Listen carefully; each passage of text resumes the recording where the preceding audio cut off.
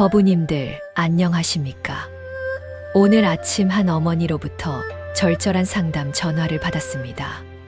40대 아들이 결혼을 앞두고 있는데 예비 며느리가 마음에 들지 않는다며 눈물로 호소하시더군요.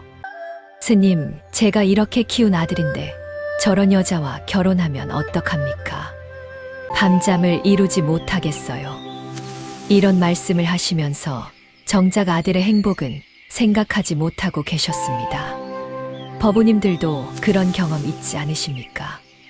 자식을 사랑한다는 명목으로 자식의 인생에 깊숙이 개입하고 자식이 내 뜻대로 살아야 한다고 생각하시는 분들 말입니다. 혹은 반대로 부모님의 과도한 관심과 간섭 때문에 숨이 막히는 듯한 느낌을 받으신 적도 있으실 겁니다. 이것이 바로 오늘 말씀드릴 주제입니다. 구독 버튼 눌러주시고 좋아요는 사랑입니다.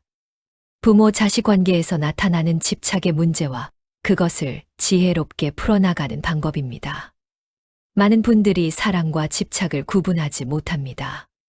진정한 사랑이라고 생각했던 것이 실은 자신의 욕망과 두려움에서 비롯된 집착이었다는 사실을 깨닫게 되면 깊은 충격을 받으시죠. 하지만 부처님께서는 이미 2500년 전에 이 문제의 해답을 명확히 제시해 주셨습니다. 오늘 이 시간을 통해 부모 자식 관계의 집착을 끊어내는 4가지 지혜를 함께 살펴보겠습니다. 첫째, 소유의식에서 벗어나는 지혜입니다. 둘째, 자신의 불안을 투사하지 않는 지혜입니다. 셋째, 조건 없는 사랑을 실천하는 지혜입니다. 넷째, 자립과 독립을 축복하는 지혜입니다. 이 4가지 지혜를 통해 법우님들이 진정한 부모 자식 관계를 회복하고 서로를 자유롭게 해주는 참된 사랑을 배우시기 바랍니다. 그러면 지금부터 첫 번째 지혜를 살펴보겠습니다. 첫 번째로 소유의식에서 벗어나는 지혜에 대해 말씀드리겠습니다. 많은 부모님들이 내 자식이라는 표현을 자주 사용하십니다. 물론 혈연관계를 나타내는 일반적인 표현이지만 이 말 속에는 종종 소유의식이 숨어 있습니다. 내가 낳은 자식이니까 내 말을 들어야 한다. 내가 키운 자식이 이럴 수는 없다. 내 자식이 저런 선택을 하다니 말이 되지 않는다. 이런 생각들 속에는 자식을 하나의 독립된 인격체로 보기보다는 자신의 소유물로 여기는 마음이 깔려 있습니다. 금강경에서 부처님께서는 이렇게 말씀하셨습니다. 일체의 법은 꿈이나 환상과 같고 물거품이나 그림자와 같으며 이슬과 같고 번개와 같으니 마땅히 이와 같이 관해야 하느니라. 이 말씀은 모든 것이 무상하고 본래 주인이 없음을 가르쳐 주십니다. 자식도 마찬가지입니다. 부모가 낳고 키웠다 해서 자식이 부모의 소유물이 되는 것이 아닙니다. 70평생을 살아오신 한 할머니의 이야기를 들어보십시오. 이분은 독자인 아들을 위해 평생을 희생하며 살아오셨습니다. 아들의 교육비를 위해 삭바느질을 하시고 아들이 결혼할 때도 빚을 내서 혼수를 마련해 주셨습니다. 그런데 아들이 결혼 후 며느리 편만 들면서 어머니를 소홀히 대하자 이런 말씀을 하시더군요. 내가 이렇게 키워놨더니 이제 와서 나를 버리다니. 내 자식이 이럴 수는 없어. 이분의 마음을 충분히 이해할 수 있습니다. 하지만 여기서 문제는 내 자식이 이럴 수는 없다는 생각입니다. 이것이 바로 소유의식입니다. 조주선사의 어록에 이런 말이 있습니다. 본래 얻을 것도 없고 잃을 것도 없다. 자식은 부모에게 잠시 맡겨진 존재일 뿐입니다. 부모는 자식을 잠시 돌보고 키우는 역할을 할 뿐 자식을 소유할 수는 없습니다. 이 소유의식에서 벗어나려면 어떻게 해야 할까요? 먼저 매일 아침 일어나서 이런 관찰을 해보시기 바랍니다. 내 자식이라고 생각했지만 실은 이 아이도 하나의 독립된 부처님이구나. 불교에서는 모든 중생이 부처가 될 수 있는 불성을 가지고 있다고 가르칩니다. 자식도 마찬가지입니다. 비록 지금은 어리고 부모의 도움이 필요하지만 그 안에는 완전한 지혜와 자비를 가진 부처의 씨앗이 들어 있습니다. 이렇게 자식을 바라보면 소유하려는 마음이 자연스럽게 줄어듭니다. 부처님을 소유할 수 있습니까? 부처님은 모든 이의 스승이지 누구의 소유물도 아닙니다. 또한 날마다 이런 수행을 해보시기 바랍니다. 저녁에 잠자리에 들기 전 하루 종일 자식에게 했던 말들을 떠올려 보는 것입니다. 너는 내 자식이니까 라는 표현을 몇 번이나 사용했는지 점검해 보십시오. 그리고 그 말 대신 너는 소중한 존재구나. 너의 행복을 바란다는 표현으로 바꿔서 마음속으로 다시 말해보는 것입니다. 이런 작은 변화가 쌓이면 소유의식에서 서서히 벗어날 수 있습니다. 두 번째로 자신의 불안을 투사하지 않는 지혜에 대해 말씀드리겠습니다. 부모 자식 관계에서 나타나는 집착의 또 다른 뿌리는 부모 자신의 불안입니다. 내가 죽으면 이 아이는 어떻게 살까? 이 아이가 실패하면 어떡하지? 이 아이가 나쁜 사람을 만나면 어떻게 하지? 이런 불안한 마음이 자식에 대한 과도한 간섭과 통제로 나타납니다. 부모가 자신의 불안을 자식에게 투사하면 자식도 그 불안을 고스란히 흡수하게 됩니다.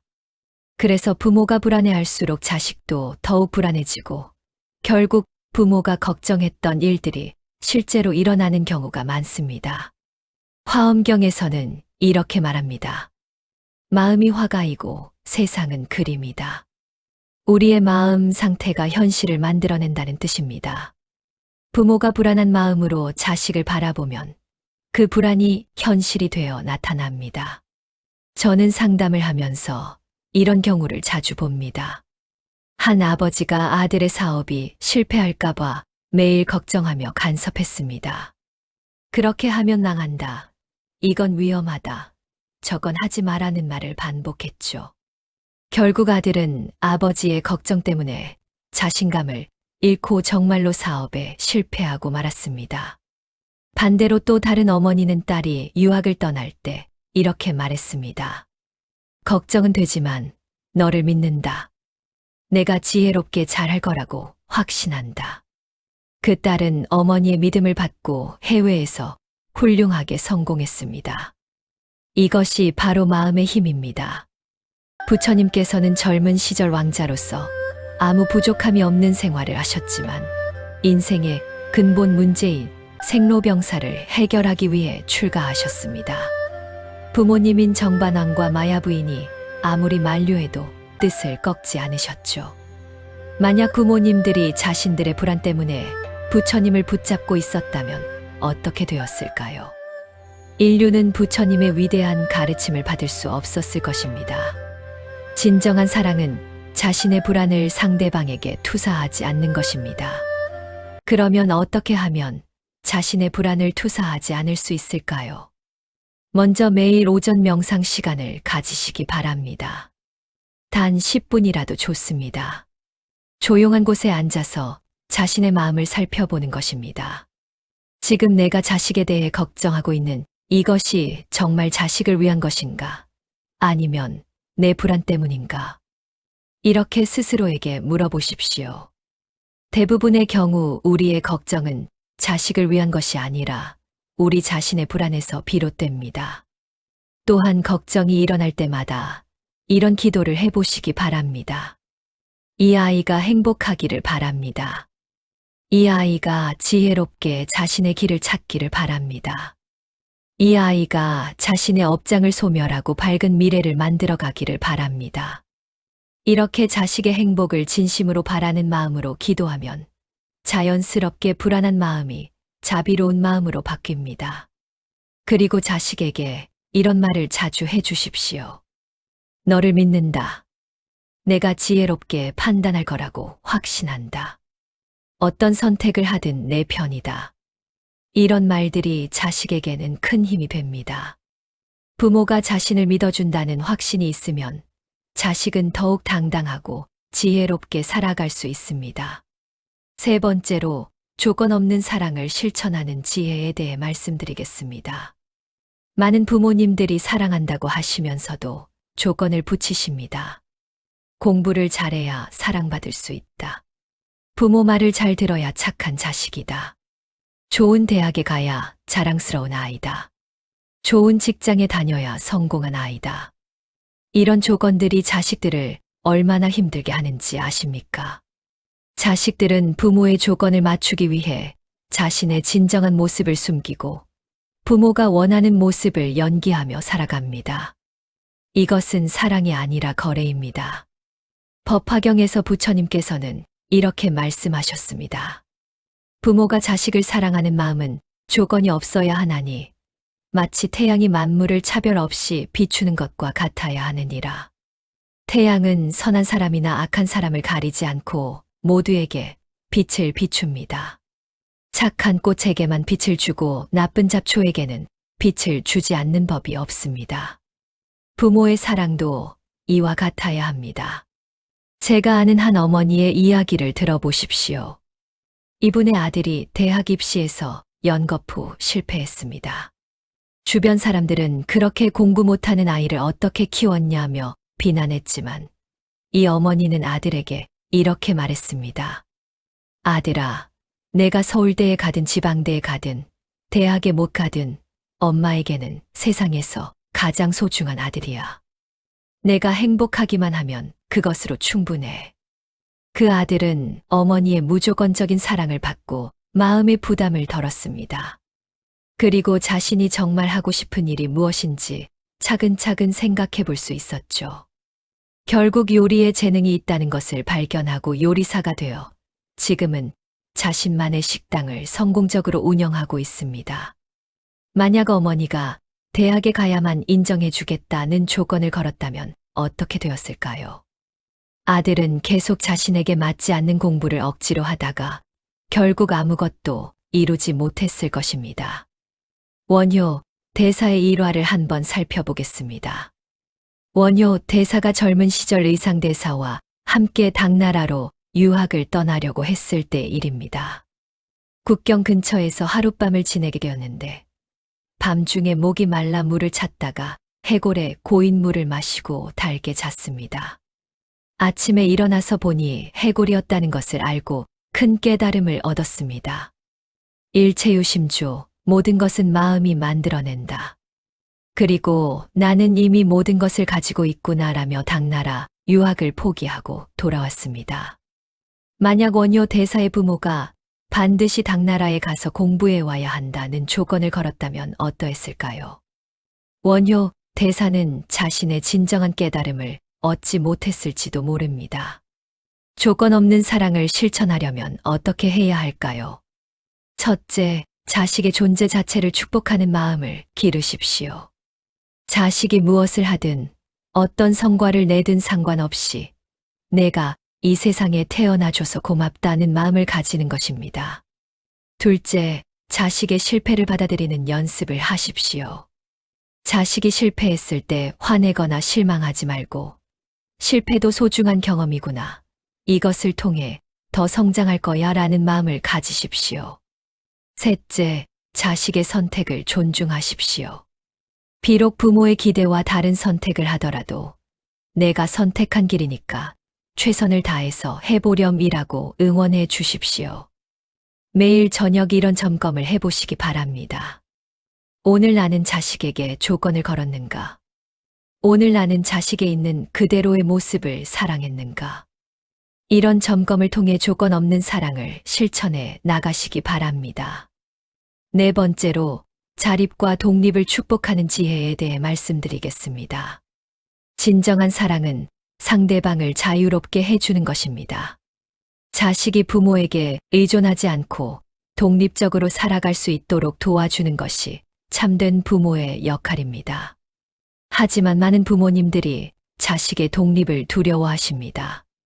자식이 독립하면 자신이 필요 없어질까봐 걱정하시는 것이죠. 아직 어린데 혼자 할 수 있을까? 내가 도와주지 않으면 실패할 텐데.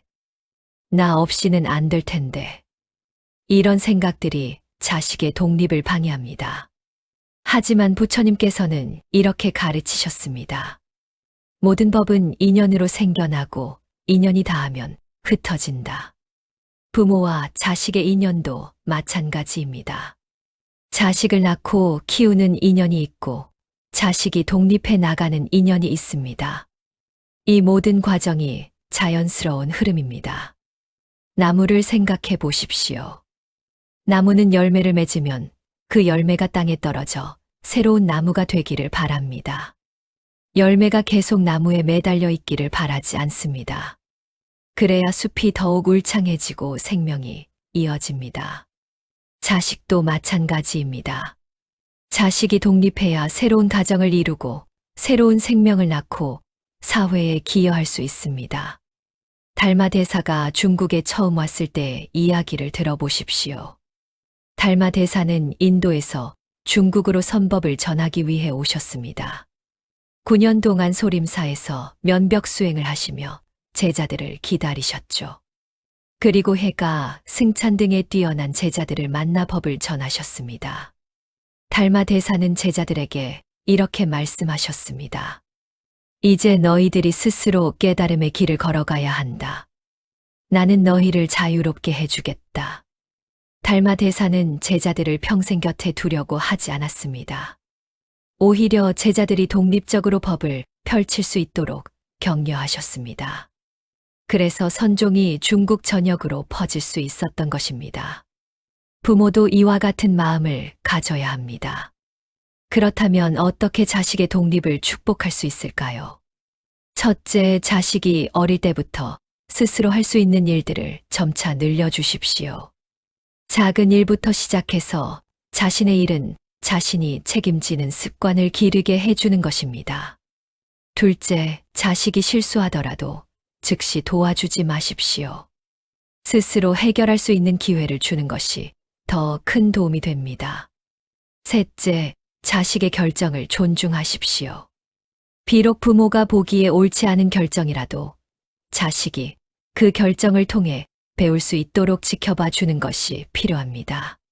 한 어머니의 이야기를 들어보십시오. 이분의 딸이 대학 졸업 후 안정된 직장을 그만두고 작은 카페를 차리겠다고 했습니다. 처음에는 반대하셨지만 나중에 이렇게 말씀하셨습니다.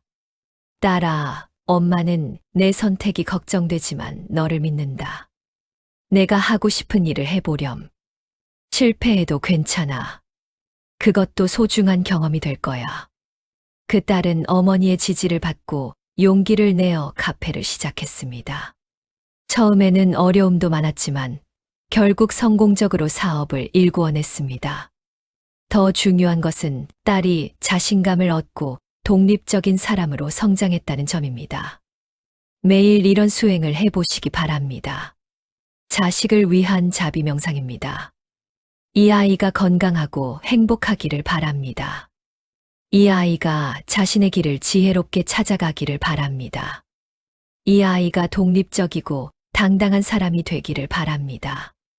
이 아이가 다른 사람들을 도우며 살아가기를 바랍니다. 이런 명상을 통해 자식의 독립을 진심으로 축복하는 마음을 기를 수 있습니다. 또한 자식이 독립할 때가 되면 이렇게 축복해 주십시오.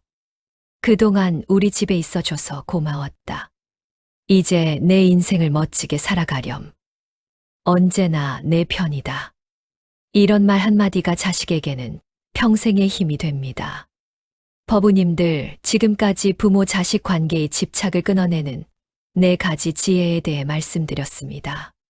첫째, 소유의식에서 벗어나는 지혜였습니다. 자식을 자신의 소유물이 아닌 독립된 존재로 인정하는 것입니다. 둘째, 자신의 불안을 투사하지 않는 지혜였습니다. 자신의 걱정과 두려움을 자식에게 떠넘기지 않는 것입니다. 셋째, 조건 없는 사랑을 실천하는 지혜였습니다. 자식에 있는 그대로의 모습을 사랑하는 것입니다. 넷째, 자립과 독립을 축복하는 지혜였습니다.